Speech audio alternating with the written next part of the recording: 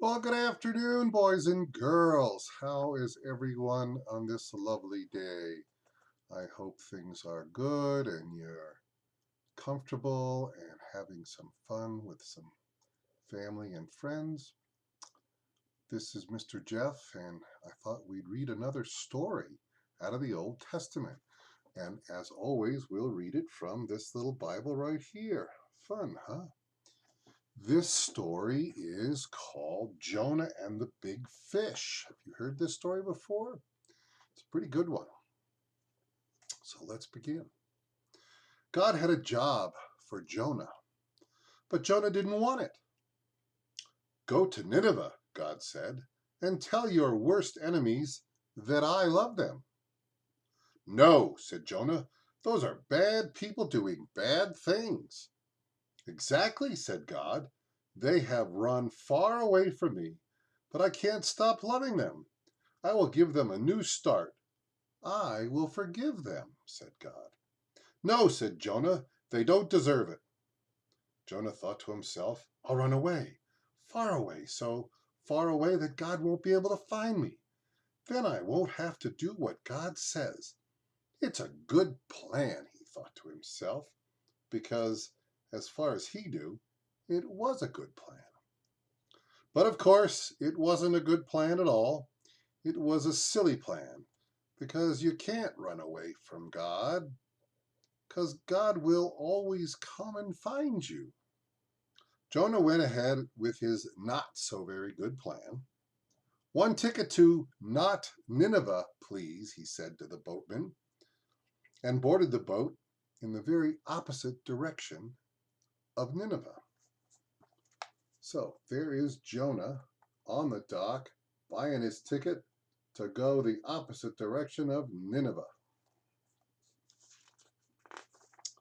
Well, it wasn't long before a fierce wind blew and the boat started to rock and roll and pitch, and everyone started turning green. Jonah sat bolt upright in his bed. You see, the first thing that went wrong with Jonah's not very good plan was that God sent a big storm after him. The sailors couldn't sail their ship properly. We're sinking, they screamed and started throwing everything overboard. Suitcases and food, whatever they could find. By now, Jonah knew that the storm was all his fault. Throw me in instead, he said, and the storm will stop. The sailors weren't sure. It's the only way you can be saved, Jonah cried. And so, 1, 2, 3. So there is Jonah in the boat, and they're throwing all the stuff overboard and about to throw Jonah overboard. So 1, 2, 3, splash. No sooner had Jonah hit the water than the waves grew calm. The storm stopped and the wind died down, and all was well. Just then, when Jonah thought it was all over, when he was sure he was going to drown, God sent a big fish to rescue him. The fish swallowed Jonah whole with one big gulp. Can you imagine? Look, there's Jonah sinking in the sea, and look at the size of that fish. Yep, gonna get Jonah. Jonah must have thought he died. It was so dark in there like a tomb. But then he smelled the rotting food and felt the slimy seaweed and knew he wasn't dead. He was in the belly of a big fish. Ooh, what a stink that must have been. Sitting there in the darkness for 3 whole days. Jonah had plenty of time to think. Pretty soon he realized his plan was, well, a very silly plan indeed. He was sorry for running away. He prayed to God from inside the giant fish and asked God to forgive him. So there is Jonah sitting in the great big fish. Stinky.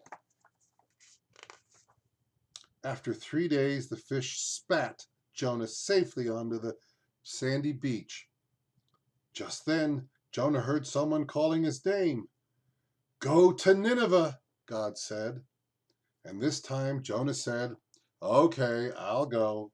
He went straight to Nineveh and told everyone God's wonderful message. Even though you've run far away from God, he can't stop loving you, Jonah told them. Run to God, he said, so he can forgive you. The people of Nineveh listened to Jonah, and they started loving God. They learned to do what God said and to stop running away from him, just like Jonah. Many years later, God was going to send another messenger with the same wonderful message. Like Jonah, he would spend 3 days in utter darkness. But this messenger would be God's own son. He would be called the Word because he himself would be God's message. God's message translated into our own language. Everything God wanted to say to the whole world in a person. And who do you think that person was that God sent? You're right, it was Jesus. And that's the end of our story. So what a great story, huh? You betcha.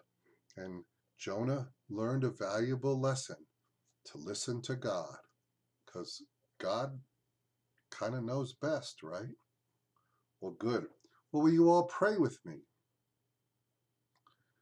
and repeat after me? Dear Jesus, thank you for loving us. Thank you for teaching us how to listen to you. Keep us safe. Keep us well. Amen. Well, thanks, boys and girls. As always, it's just a delight to be able to speak to you. And soon we'll talk all together, I'm sure. Love you. Talk to you soon. Bye-bye.